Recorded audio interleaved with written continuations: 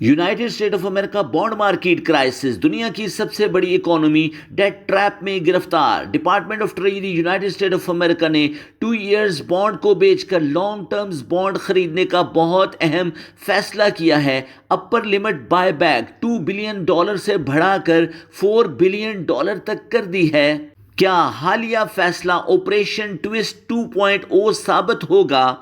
Crypto और commodity market ने bullish रास्तों का इंतखाब किया है।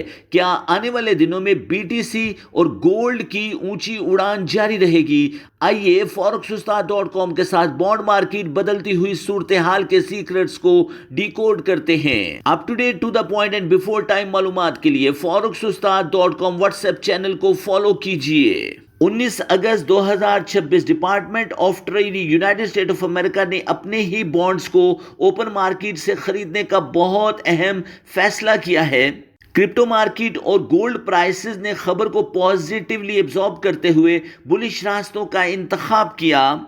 United State of America economy को $40 ट्रिलियन के कर्जों का सामना है। कर्जों पर सूद की मद में अदायगी के लिए यूनाइटेड स्टेट ऑफ अमेरिका को हर साल लगभग $1 ट्रिलियन की जरूरत होती है और अमेरिका को अपने डे टू डे एक्सपेंडिचर को मीट करने के लिए मजीद कर्जों की जरूरत है। अमेरिकी बॉन्ड्स के बड़े खरीदार चाइना, सऊदी अरेबिया और जापान हैं। पिछले 2 सालों में United State of America economy को बड़े चैलेंजेस का सामना है। डॉलर पर मुसलसल प्रेशर, टैरिफ के मामलात, वेनेजुएला आइसलैंड का झगड़ा, नेटो के साथ, यूनाइटेड किंगडम और चाइना के साथ मामलात में खराबी और फिर United State of America Iran का झगड़ा। दूसरी तरफ जापान इकोनॉमी मसाइल का शिकार है। 31 जुलाई 2026 को बैंक ऑफ जापान और federal Reserve Bank of America, department of Treasury United State of America के दरमियान एक मुआहदा हुआ है। जापान अमेरिका के खरीदे हुए बॉन्ड्स को Federal Reserve Bank of America और Department of Treasury United State of America के पास गिरवी रख चुका है और अमेरिका जापान की इकोनॉमी को बचाने के लिए अमेरिका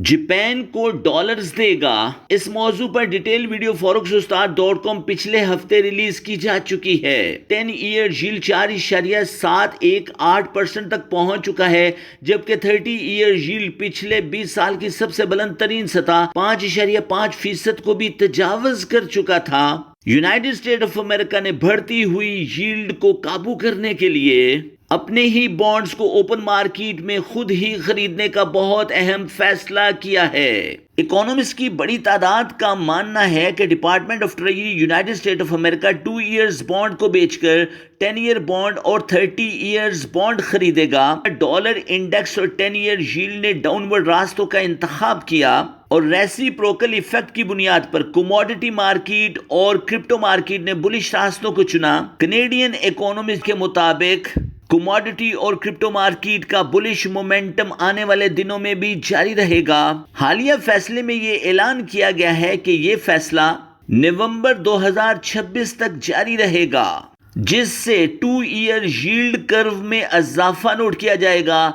लेकिन इकोनॉमिस्ट का यह भी मानना है कि यील्ड कर्व में disturbance United State of America economy को डेट मार्केट क्राइसिस की तरफ धकेल सकती है। forex-ustad.com रिसर्च टीम के मुताबिक हालिया फैसले की बुनियाद पर 10 ईयर यील्ड और 30 ईयर यील्ड को डाउन होना था। United State of America bonds को मार्केट में मुसलसल फरोख्त कर रहे हैं, जिससे 10 ईयर यील्ड रिबाउंड होकर 4.705 तक वापस पहुंचा है और 30 ईयर यील्ड 5.26% तक रिबाउंड हुआ है। और अगर यही मोमेंटम जारी रहा तो DXY में कमी नोट होगी।